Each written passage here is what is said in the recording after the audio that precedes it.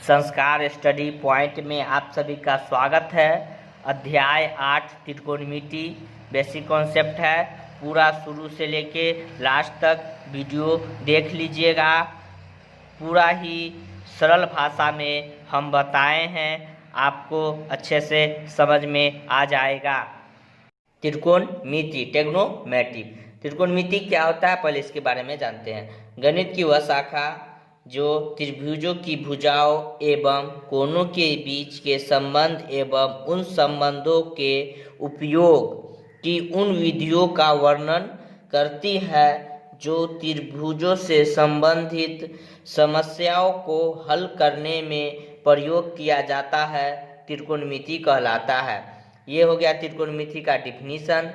अब इसके बाद क्या होता है कि ये ट्रिग्नोमेट्री कैसे बना, इसकी उत्पत्ति कौन किया, इसके बारे में जानते हैं। तो यहाँ पे देखिए, यहाँ पे ट्रिग्नोमेट्री दो शब्द से बनता है, टेग्नो प्लस मेटिव। टेग्नो का मतलब होता है ट्रायंगल, मेटिव का मतलब होता है मेजरमेंट। इस ट्रायंगल का मतलब होता है त्रिभुज और मेजरमेंट का मतलब हिंदी होता है माप। तो यहाँ पे क्या होगा, इसका ट्रिग्नोमेट्री कहा जाएगा त्रिभुज की माप। तो यहाँ पे लिखा है कि ट्रिग्नोमेट्री शब्द की उत्पत्ति ग्रीक भाषा के दो शब्द टेग्नो प्लस मेटिव, जिसका शाब्दिक अर्थ होता है त्रिभुज की माप। तो ये त्रिकोणमिति जो होता है इसका दो पार्ट से बनता है, टेग्नो प्लस मेटिव, जिसका शाब्दिक अर्थ होता है त्रिभुज की माप।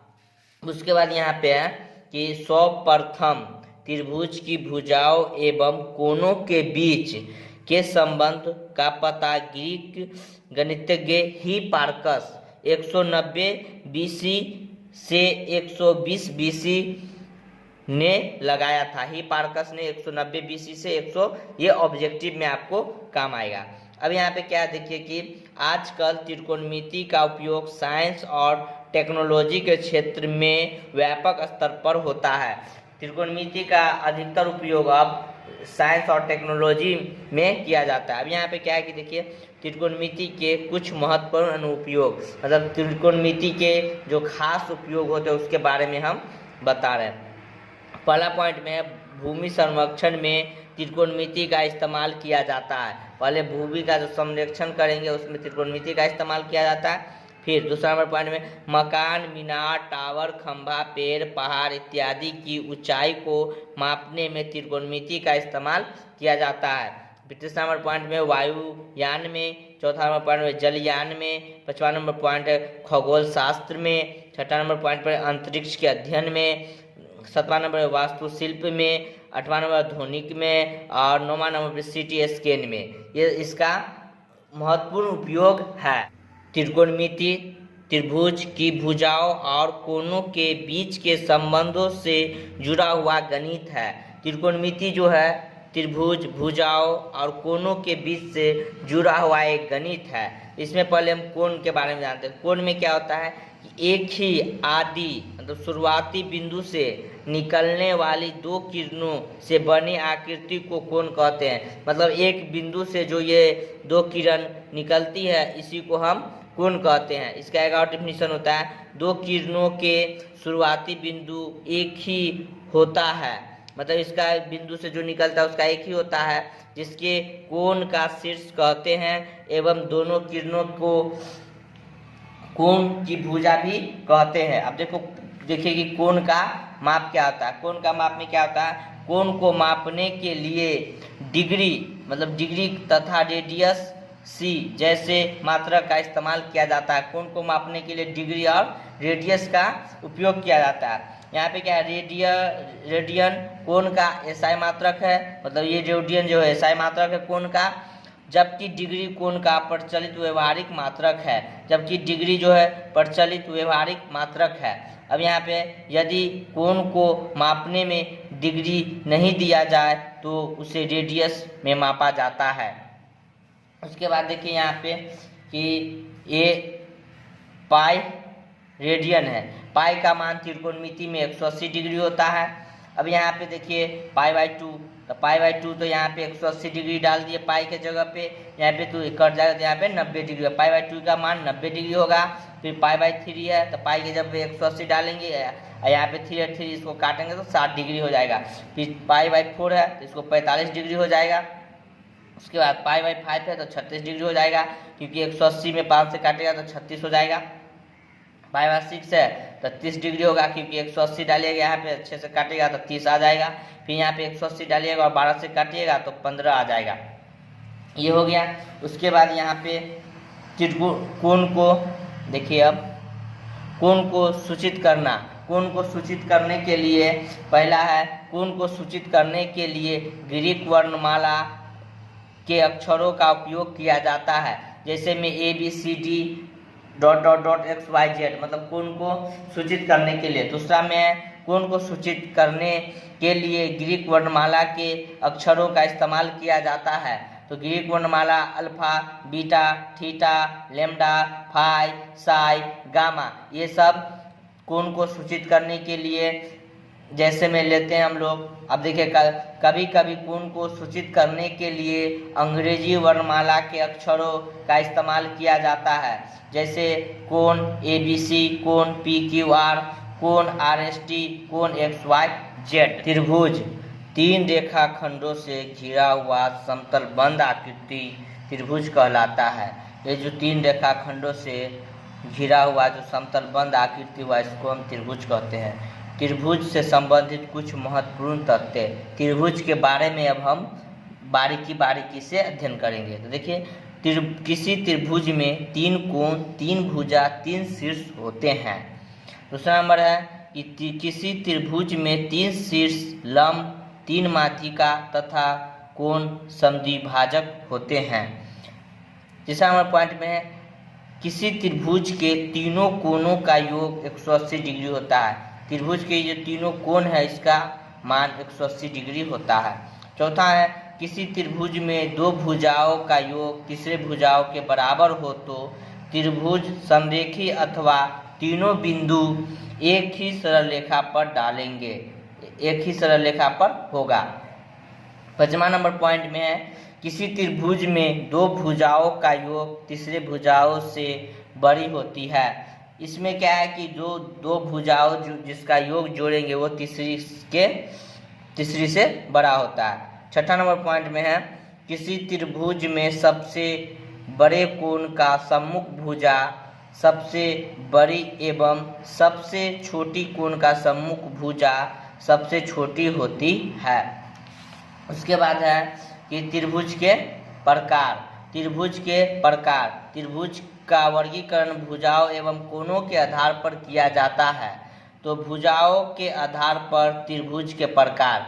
भुजाओं के आधार पर त्रिभुज 3 प्रकार के होते हैं, समबाहु त्रिभुज, समद्विबाहु त्रिभुज, विषमबाहु त्रिभुज। समद्विबाहु त्रिभुज होता है जिसका तीनों भुजा बराबर हो, समबाहु त्रिभुज। विषमबाहु त्रिभुज जिसका 2 भुजा बराबर हो।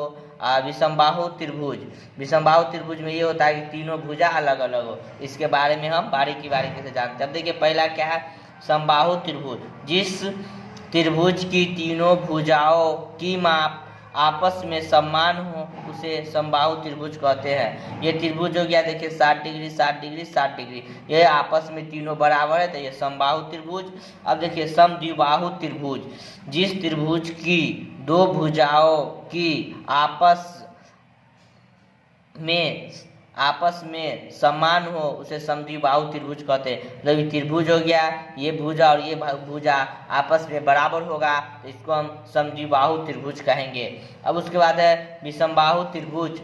जिस त्रिभुज की कोई 2 भुजा आपस में समान न हो अर्थात तीनों भुजा की माप अलग अलग हो उसे विषमबाहु त्रिभुज कहते हैं। जैसे ये त्रिभुज हुआ और तीनों भुजाओं का मान अलग अलग है, मतलब इसका भी और इसका भी, तो ये विषमबाहु त्रिभुज होगा। कोण के प्रकार में देखिए, पहला में शून्य कोण, दूसरा में निम्न कोण, तीसरा में समकोण, चौथा में अधिक कोण, पांचवा में सरल कोण, छठा में पूर्ण युक्त कोण, सातवां में पूर्ण कोण, आठवां में पूरक कोण, नौवां है संपूरक कोण। अभी पूरे कोण के बारे में हम इसका परिभाषा और इसको पूरे डीप में जानेंगे। तो पहला होता है क्या, देखिए शून्य कोण। तो शून्य कोण में क्या होता है, जिस कोण का माप 0 डिग्री हो उसे शून्य कोण कहते हैं। तो यहाँ पे देखिए कि दूसरा में है न्यून कोण, जिस कोण की माप 0 डिग्री से अधिक किंतु 90 डिग्री से कम हो उसे न्यून कोण कहते हैं।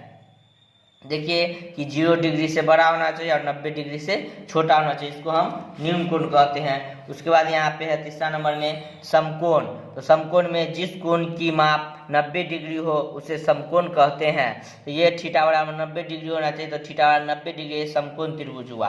और उसके बाद यहाँ पे अधिक कोण, जिस कोण की माप 90 डिग्री से अधिक किंतु 180 डिग्री से कम हो उसे अधिक कोण कहते हैं। 90 डिग्री से अधिक और 180 डिग्री से कम होना चाहिए, इसका कोण ऐसे बनेगा, ठीक है ना। ये 90 डिग्री है, 90 डिग्री से इधर चांद से आप नाप लीजिएगा। उसका यहाँ पे सरल कोण होता है। सरल कोण का डिफिनीशन होता है जिस कोण की माप 180 डिग्री के बराबर हो उसे सरल कोण कहते हैं, 180 डिग्री। उसके बाद है आपको छठा पे पूर्ण युक्त कोण, जिस कोण की माप 180 डिग्री से अधिक किंतु 360 डिग्री से कम हो उसे पूर्ण युक्त कोण कहते हैं, यह। उसके बाद पूर्ण कोण, जिस कोण की माप 360 डिग्री के बराबर हो उसे पूर्ण कोण कहते हैं, थीटा बराबर 360 डिग्री। अब है इसमें पूरक कोण, ऐसा दो कोण जिनके मापने का योग 90 डिग्री के बराबर हो और एक दूसरे के पूरक कोण हो। जैसे यहाँ पे हुआ, यहाँ पे हम ये भी ले सकते हैं, जैसे 90 डिग्री हुआ थीटा बराबर, जैसे 30 डिग्री दिया तो यहाँ पे लिख देंगे 90 माइनस 30 डिग्री, तो यहाँ पे हो जाएगा 60 डिग्री, इसी को पूरक कोण कहते हैं। अब देखिए संपूरक कोण में क्या है, ऐसे दो कोण जिनको मापने का योगफल 180 डिग्री के बराबर हो और एक दूसरे के संपूरक कोण कहते हैं। ज्यामिति के कोण एवं त्रिकोणमिति के कोण में अंतर। अब इसमें अंतर जानते हैं। ज्यामिति के कोण में दोनों किरणों अस्थायी होती है, जबकि त्रिकोणमिति कोण में एक किरण अस्थायी एवं दूसरी किरण भ्रमण होती है। अब दूसरा नंबर पॉइंट में है ज्यामिति का कोण केवल धनात्मक होती है, ज्यामिति का, जबकि त्रिकोणमिति के कोण धनात्मक और ऋणात्मक दोनों होती है। ये बात हमेशा याद रखिएगा, ऑब्जेक्टिव में भी आ सकता है। त्रिकोणमिति के कोण का धनात्मक या ऋणात्मक होना भ्रामक किरण की दिशा में निर्भर करती है। चौथा नंबर है यदि भ्रामक किरण की दिशा घड़ी की सुई की दिशा क्लॉक वाइज डायरेक्शन में हो तो इस प्रकार बने कोण ऋणात्मक होते हैं। तो ये क्या है कि जब घड़ी की दिशा में होगी, ये घड़ी की सुई की दिशा में, तो ये इसका मान हमेशा माइनस में आएगा। जैसे घड़ी की दिशा में होगी तो आएगा, आपको ऐसे करके घड़ी की दिशा चलती है ना, तो यहाँ पे ऐसे करके आएगा तीनों फिगर, तो ये मेरा माइनस में होगा। अब है पांचवा, यदि भ्रामक किरण की दिशा घड़ी की सुई के विपरीत दिशा एंटी क्लॉक वाइज डायरेक्शन में हो तो इस प्रकार बने कोण ऋणात्मक होते हैं। जैसे कि ये घड़ी है, घड़ी तो ऐसे देवाल घड़ी आप देखिएगा, देवाल घड़ी देखते होंगे कि यहाँ पे 12, 11, 1, 2, तो ये हो गया तो ये मेरा सुई विपरीत घड़ी की क्या चीज है, घड़ी की विपरीत दिशा में, तो इस दिशा में जब भी चलेगी तो वो मेरा धनात्मक में होगा और इस दिशा में चलेगी तो वो मेरा ऋणात्मक में होगा। ये मेरा ऋणात्मक में होगा, सीधा चलेगा, और विपरीत में चलेगा तो वो मेरा माइनस में होगा। ये बात याद रखो। कोण त्रिभुज, जिस त्रिभुज का कोई एक कोण समकोण हो अर्थात 90 डिग्री हो उसे समकोण त्रिभुज कहते हैं। जैसे देख लीजिए ये समकोण त्रिभुज है, ये 90 डिग्री है ये कोण, तो इसको हम समकोण त्रिभुज कहते हैं। समकोण त्रिभुज में इसके बारे में अंदर जाके अब देखते हैं, तब क्या होता है समकोण त्रिभुज के पूरा डिटेल में जानते हैं। चूंकि त्रिभुज के तीनों कोण का योग 180 डिग्री होता है और जहाँ एक कोण 90 डिग्री है, इसलिए त्रिभुज के अन्य दो कोणों का योग 90 डिग्री होगा, अर्थात दोनों कोण एक दूसरे के पूरक होगा। अब यहाँ पे दे रहा है कि त्रिभुज के तीनों कोणों का मान 180 डिग्री होता है, 180 डिग्री होता है। इसमें क्या दे रहा है कि एक कोण का मान 90 डिग्री है, तो ए और बी और सी तीन होता है, तीनों का 60 डिग्री मान होता है। यहाँ पे बी बराबर 90 डिग्री, तो ए कोण ए प्लस कोण सी ये दोनों मिला के 90 डिग्री होगा। यहाँ पे है कि समकोण त्रिभुज के सबसे बड़े कोण 90 डिग्री की सम्मुख भुजा सबसे बड़ी होती है, जिसे कर्ण कहते हैं। मतलब इससे जो समकोण का जो ये सम्मुख की ये होता है, ये मेरा कर्ण होता है, जो सबसे बड़ी भुजा होता है। उसका यहाँ पे क्या लिखा हुआ है कि कर्ण को छोड़कर अन्य दो भुजाओं में लंब या आधार नाम देकर संगत के न्यून कोण पर निर्भर करता है। अब क्या होता है कि 90 डिग्री से कम होता है उसको हम न्यून कोण कहते हैं, इसके बारे में पीछे बताए हैं। तो ये दोनों मेरा क्या है, न्यून कोण पर निर्भर करता है, ये और ये 90 डिग्री से कम इसका माना है, क्योंकि दोनों मिला के 90 डिग्री होता है। अब तीसरा है कि न्यून कर्ण का सम्मुख भुजा लंब कहलाती है एवं शेष भुजा संलग्न भुजा के आधार कहते हैं। ये मेरा कोण हो गया, तो ये मेरा कर्ण हो गया, ये मेरा ये थीटा लेंगे, तो थीटा जब भी मानेंगे जिसके सामने वाला लंब होता है और जो 90 डिग्री होता है उसके ठीक सामने वाला कर्ण होता है, ये बात हमेशा याद रखिएगा। और ये मेरा आधार हो गया। यहाँ पे हमें समकोण त्रिभुज की तीनों भुजाओं लंब कर्ण एवं आधार के बीच संबंध को पता सर्वप्रथम ग्रीक ज्यामितिकार पाइथागोरस ने लगाया, इसलिए इन्हें पाइथागोरस प्रमेय या बोध प्रमेय कहा जाता है। अब यहाँ पे देखिए कि पाइथागोरस किसी समकोण त्रिभुज में कर्ण का वर्ग अन्य दो भुजाओं के वर्ग के योगफल के बराबर होता है। अब समकोण में तब कर्ण स्क्वायर बराबर हो जाता है लंब स्क्वायर प्लस आधार स्क्वायर, इसको आप याद कर लीजिएगा। तो ये कर्ण हो जाएगा, स्क्वायर उधर जाएगा तो रूट बना देगा, तो रूट अंडर लंब स्क्वायर प्लस आधार स्क्वायर हो जाएगा। अब इसी के आधार पे यहाँ पे देखिए कि जब ए बी मेरा हो जाएगा, ये मेरा कर्ण हो गया, और ए बी मेरा यहाँ पे इस पे मानेंगे, ये थीटा सी पे जाएंगे। यहाँ पे देखिए कि ये थीटा सी है ना। अब यहाँ पे क्या है कि कर्ण मेरा ए सी हो जाएगा, कर्ण मेरा ए सी हो गया। अब यहाँ पे क्या है कर्ण, अब लंब, यहाँ पे लंब है तो लंब क्या हो जाएगा मेरा ए बी हो जाएगा, क्योंकि यहाँ पे थीटा के जो संकेत कोण जो दिया हुआ था थीटा उसका ठीक सामने वाला भुजा जो होता है वो मेरा लंब होता है। तो यहाँ पे ए बी लंब हो गया और बी सी मेरा आधार स्क्वायर हो गया। तो ये रूट को उधर भेजेंगे स्क्वायर को, तो रूट बना देगा, तो ए सी, तो ये कर्ण हो गया, तो root under A B square plus B C square. अब लंब का फॉर्मूला होता है रूट अंडर कर्ण स्क्वायर माइनस आधार स्क्वायर, और आधार का फॉर्मूला होता है कर्ण स्क्वायर माइनस लंब स्क्वायर। कर्ण का जितनी समकोण की सम्मुख भुजा कर्ण कहलाता है, लंब संबंधित न्यून कोण का सम्मुख भुजा, आधार संबंधित न्यून कोण के संलग्न भुजा या शेष भुजा। अब जब भी तुम आपको जब भी जैसे ही दे दिया समकोण त्रिभुज, ठीक है ना, और आपको ए और बी और ये सी है, तो आपको जब ये दे देगा कोण ए से, तो कोण ए से तो ठीक इसके सामने वाला मेरा हो जाएगा लंब, और ये तो 90 डिग्री है तो ये तो मेरा कर्ण होगा, जो बच गया शेष ये मेरा, ये जो बच गया ये मेरा आधार हो जाएगा। ये बात हमेशा याद रखिएगा। वही चीज यहाँ पे लिखा हुआ है, संबंधित निम्न कोण के संलग्न भुजा जो शेष में जो बच जाता है उसके बारे में बताया गया। अब इसके बारे में जब ये देखिए कि जब भी आपको जैसे ये समकोण त्रिभुज हो गया, ठीक है, ये समकोण त्रिभुज हो गया ए बी और सी, जब भी आपको यहाँ पे थीटा दे देगा, थीटा, तो आपको फिगर नहीं बनाना पड़ेगा। और जबकि थीटा नहीं दिया रहेगा और सिर्फ दे देगा ये कोण, तो ये ए, तो यहाँ पे त्रिभुज बना के समकोण त्रिभुज बना के इसको सॉल्व करेंगे। कोण मितीय समकोण त्रिभुज की तीनों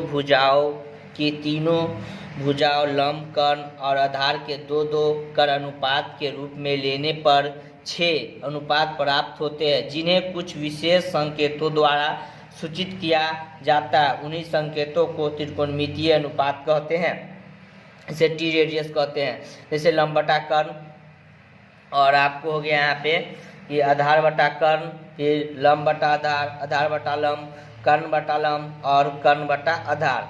जैसे कि यहाँ पे 6 अनुपात जो ये बना है, ये 6 अनुपात, जैसे थीटा का साइन लंब बटा कर्ण, जिसे साइन थीटा कहते हैं, कोसाइन मतलब कॉस थीटा। यही 6 अनुपात को संक्षिप्त रूप में लिखा है 10/9 मतलब 10 थीटा। तो देखिए यहाँ साइन थीटा का फॉर्मूला होता है लंब बटा कर्ण जो p/h होता है, फिर कॉस थीटा। ये 6 याद रखना बहुत जरूरी है, तभी आपको सवाल बनेगा। तो यहाँ पे 10 थीटा लंब बटा आधार, कोसेक थीटा कर्ण बटा लंब, और सेक थीटा बराबर कर्ण बटा आधार, और कोट थीटा बराबर लंब बाय आधार, जिसका संक्षिप्त संकेत ऐसे थीटा रहेगा तो p/h लेंगे। और जब ये कोण ए बी सी दिया हुआ रहेगा, जैसे कोण पे यहाँ पे ए चढ़ा दे, ए देगा, कोण भुजा का मान ए दे देगा तो आपको लंब बटा कर्ण लेना होगा, और भुजा का मान थीटा दे देगा तो आपको p/h में आपको सवाल सॉल्व करना पड़ेगा। तो ये 6 आपको याद होना बहुत जरूरी है। उसके बाद एक सवाल हम बना लेते हैं। तो पहले यहाँ पे ये समकोण त्रिभुज देखिए, जैसे समकोण त्रिभुज ABC में ए बी बराबर 12 सेंटीमीटर, बी सी बराबर 5 सेंटीमीटर। तो यहाँ पे ए बी दिया हुआ है, तो यहाँ पे समकोण त्रिभुज बनाना जरूरी है। और जब ये कि यहाँ पे पी वाई दे देता 12 और एच वाई दे देता, तो वहाँ पे आपको त्रिकोणमिति समकोण त्रिभुज का फिगर नहीं बनाते। लेकिन जब ये ए बी बराबर दे देगा तो आपको बनाना पड़ेगा समकोण त्रिभुज। तो यहाँ पे हम एक समकोण त्रिभुज बना लेते हैं। तो ये मेरा 90 डिग्री हो गया, ये मेरा ए बी और सी। अब देखिए यहाँ क्या है कि ए बी बराबर 12 सेंटीमीटर दिए हुआ और बी सी बराबर मेरा 5 सेंटीमीटर दिए हुआ। 90 डिग्री के ठीक सामने वाला समकोण होता है। और यहाँ पे क्या है, तो एक के लिए सभी टी रेडियस मतलब छो का निकालना है। ए तो यहाँ पे क्या समकोण त्रिभुज ठीक कर्ण निकालना था। यहाँ पे पहले हम लिखेंगे प्रश्न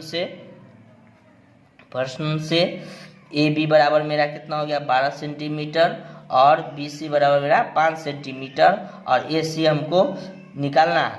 यहाँ पे पाइथागोरस प्रमेय लगाएंगे क्योंकि कर्ण निकालना है। तो कर्ण निकालने के लिए हमको या समकोण त्रिभुज में कर्ण का भी फार्मूला हम बता दिए हैं, आपको लंब का भी बता दिए और आधार का भी बता दिए हैं। यहाँ पे वो तीनों भी याद होना जरूरी है। तो यहाँ पे लिखेंगे पाइथागोरस प्रमेय से। तो हम पाइथागोरस प्रमेय से निकालेंगे तो हम कर्ण का मेरा फार्मूला हो जाता है कि √अंडर लंब स्क्वायर और प्लस आधार स्क्वायर। ठीक है, ये मेरा कर्ण का फार्मूला हो गया। तो यहाँ पे देखिए मेरा कर्ण नहीं दिया हुआ है, तो यहाँ पे मेरा √अंडर लंब मेरा ये मेरा ठीक लंब हो जाएगा, तो 5 सेंटीमीटर दिया हुआ है। और मेरा आधार कितना दिया हुआ है 12 सेंटीमीटर दिया हुआ है। तो यहाँ पे फिर करेंगे तो यहाँ पे 25 सेंटीमीटर स्क्वायर और यहाँ पे मेरा हो जाएगा 144 सेंटीमीटर। तो यहाँ पे हो जाएगा 159 सेंटीमीटर स्क्वायर। तो यहाँ पे मेरा 13 सेंटीमीटर स्क्वायर 3 सेंटीमीटर निकल जाएगा। तो मेरा AC का मान 13 सेंटीमीटर आ गया। तो यहाँ पे लिखेंगे AC बराबर 13 सेंटीमीटर। अब हमको सबका निकालना है, यहाँ पे ये 6 का निकालना है। देखिए ये जो मेरा 6 है साइन कॉस 10 कोसेक सेक 10, यहाँ पे हम साइन का निकालेंगे। साइन थीटा का फार्मूला होता है मेरा लंब बटा कर्ण। तो यहाँ पे देखिए ए से है तो मेरा कर्ण तो हो गया, मेरा AC हो जाएगा, मेरा कर्ण हो जाएगा। उसके बाद तो लंब पहले हम कौन हो जाएगा मेरा A से लेंगे तो B/C लंब और कर्ण AC। तो ये मेरा हो जाएगा 5 सेंटीमीटर और 13 सेंटीमीटर। तो सेंटीमीटर से कट गया तो यहाँ पे 5/13। अब cos थीटा निकाल दीजिए। cos थीटा के लिए क्या होता है कि आधार बटा कर्ण। तो आधार मेरा ये हो जाएगा AB मेरा आधार हो जाएगा, कर्ण AC हो जाएगा। तो यहाँ पे लिख देंगे AB और AC 12 सेंटीमीटर और मेरा ये हो जाएगा 13 सेंटीमीटर। तो ये से ये कट गया तो 12/13 सेंटीमीटर आ गया। अब उसके बाद यहाँ पे क्या निकालना है, देखिए कि 10 का फार्मूला लंबाई आधार होता है। तो 10 थीटा लिखेंगे, 10 थीटा। तो इसका लंबाई आधार होता है, तो लंब हो जाएगा मेरा BC और आधार हो जाएगा मेरा AB। तो AB का मान हो जाएगा इसका 5 सेंटीमीटर और इसका 12 सेंटीमीटर। कट गया तो यहाँ आ गया 5/12। अब कुछ नहीं करना है, ये तीनों निकल गया। अब देखिए कोसेक का निकालना है, कोसेक थीटा। इसको क्या करना है, इसको पलट देना है। तो इसका हो जाता है कि कर्ण बटा लंब। तो AB बाय यहाँ पे हो जाएगा सेंटीमीटर, यहाँ पे 5 सेंटीमीटर, कट गया 13/5। अब देखिए कि सेक में हमको क्या करना है, cos थीटा को पलट देना है, मतलब AC ऊपर और AB नीचे, तो AC ऊपर और AB नीचे, तो ये हुआ 13 सेंटीमीटर अब बटा 12 सेंटीमीटर, ये से ये कट गया सेंटीमीटर, तो 12/13। अब cot थीटा में क्या करना है कि 10 को बदल ऊपर नीचे कर 10 AB B/C हो जाएगा, तो यहाँ पे 12 सेंटीमीटर और 5 सेंटीमीटर है, 12/5, ये 6 मेरा निकल गया, यही मेरा 6 आंसर हो गया। अब ये प्रश्नावली, ये बेसिक कॉन्सेप्ट था, और इसके लिए अब मेरा नेक्स्ट वीडियो 8.1 देख लीजिएगा, नेक्स्ट वीडियो भाग 2 में।